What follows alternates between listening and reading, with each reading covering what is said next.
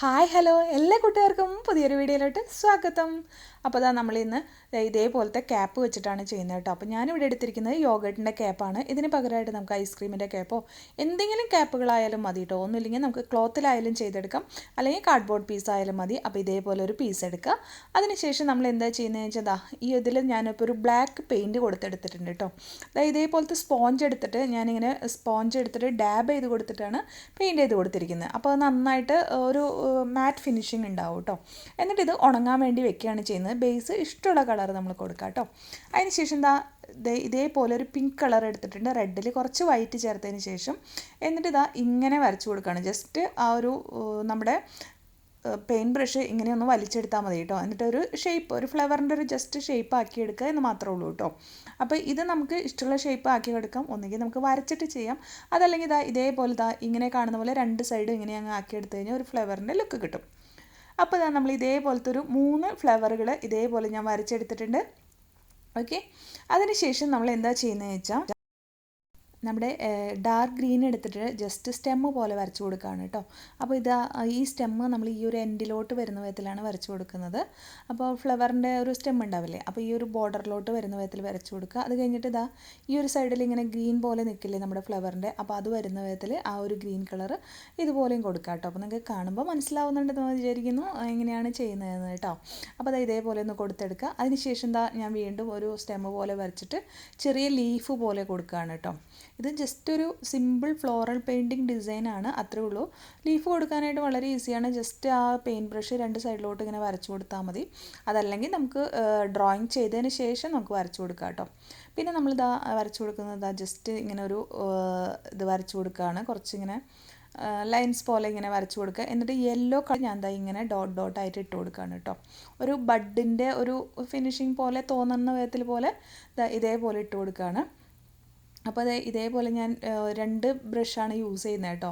അപ്പോൾ യെല്ലോവും ഗ്രീനും കണ്ടോ, കയ്യിൽ 2 ബ്രഷ് ഉണ്ട്. അപ്പോൾ രണ്ടും കൂടെ യൂസ് ചെയ്യുമ്പോൾ നമുക്ക് പെട്ടെന്ന് പണി തീരുമല്ലോ. അപ്പോൾ അതിന് വേണ്ടിയിട്ടാണ് 2 ബ്രഷായിട്ട് യൂസ് ചെയ്യുന്നത്. അപ്പോൾ ഗ്രീൻ വരച്ചു കൊടുക്കുക, അതിന് പിന്നാലെ നമ്മൾ യെല്ലോയുടെ ഒരു ബഡ് പോലെ ചെയ്യാം കേട്ടോ. അപ്പോൾ ബഡ് കറക്റ്റായിട്ട് ഇങ്ങനെ റൗണ്ട് ആക്കണ്ട, ജസ്റ്റ് ഒന്ന് ചെറുതായി ചെയ്യാം. അതിന് ശേഷം ഇതിനോട് ലൈറ്റ് ഗ്രീൻ യൂസ് ചെയ്തിട്ടാണ് ഇവിടെ ചെയ്യുന്നത്. അപ്പോൾ ലൈറ്റ് ഗ്രീൻ ഇല്ലെങ്കിൽ നമ്മുടെ ഡാർക്ക് ഗ്രീൻ കളറിൽ കുറച്ച് ലെമൺ യെല്ലോയോ ചേർത്തിട്ട് ലൈറ്റ് ഗ്രീൻ ആക്കി കൊടുത്തിട്ട് നമുക്ക് ഇതേപോലെ ലീഫ് ചെയ്തെടുക്കാം കേട്ടോ.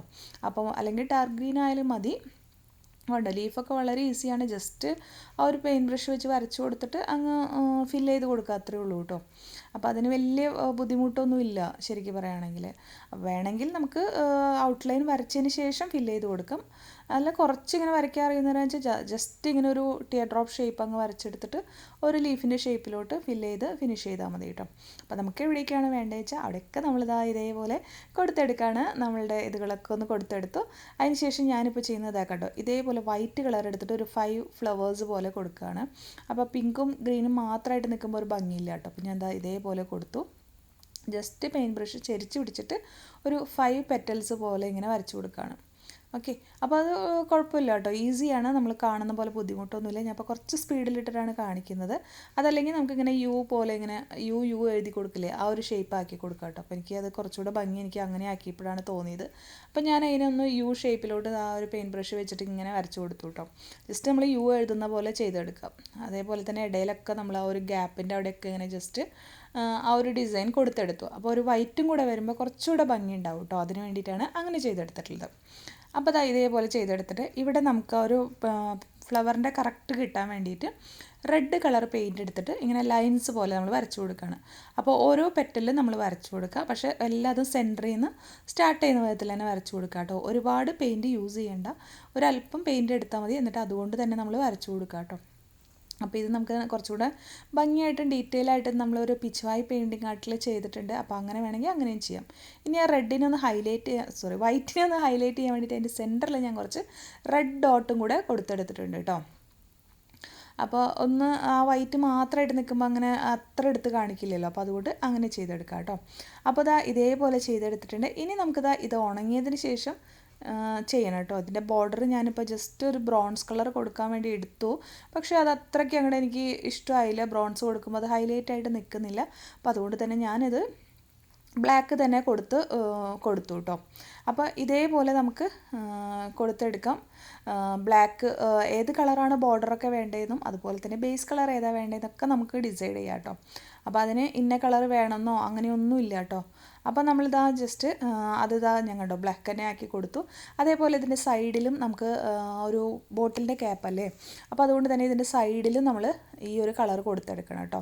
അപ്പോൾ എനിക്ക് തോന്നുന്നു സ്പോഞ്ച് വെച്ച് ചെയ്യുമ്പോൾ കുറച്ചുകൂടി ഈസി ആയിട്ടും കുറച്ച് പെയിൻറ്റ് കുറവും മതി എന്നാണ് എനിക്ക് തോന്നുന്നത്. അതുപോലെ തന്നെ പെട്ടെന്ന് ഫിനിഷ് ആവുന്നുണ്ട് കേട്ടോ. പെയിൻറ്റ് ബ്രഷ് കഴിയുമ്പോൾ ഒരു ലൈനൊക്കെ വരുന്ന പോലെ എനിക്ക് തോന്നുന്നുണ്ട്. അപ്പോൾ നിങ്ങൾക്ക് ഏതാണ് കംഫർട്ടബിൾ എന്ന് വെച്ചാൽ അതിനനുസരിച്ച് ചെയ്യാം. ഓക്കെ. അപ്പോൾ ഇതെല്ലാം കഴിഞ്ഞ് നന്നായി ഉണങ്ങിയതിന് ശേഷം ഒന്നുകിൽ നമുക്ക് ഇതിൽ ബാക്കിൽ ഡബിൾ സൈഡ് ടേപ്പ് ഒട്ടിച്ചിട്ട് വോൾമേറ്റ് ഡെക്കോർ ചെയ്യാം, അതല്ലെങ്കിൽ ഹാങ്ങിങ് ചെയ്യാം കേട്ടോ. ഇനി ഇതിന് നന്നായിട്ടൊന്ന് വാർണിഷ് ചെയ്ത് കൊടുക്കുക, അതല്ലെങ്കിൽ ലാമിനേറ്റ് ചെയ്തിട്ടായാലും നമുക്ക് യൂസ് ചെയ്യാം. കണ്ടോ, അപ്പോൾ നമ്മുടെ വോൾമേറ്റ് ഡെക്കോർ ചെയ്ത് വെക്കുമ്പോൾ നല്ല രസമില്ലേ കാണാനായിട്ട്. അപ്പോൾ ഇത് വളരെ ഈസി ആയിട്ടും വളരെ പെട്ടെന്ന് കുട്ടികൾക്ക് പോലും ചെയ്യാവുന്ന ഒരു ക്രാഫ്റ്റാണ്.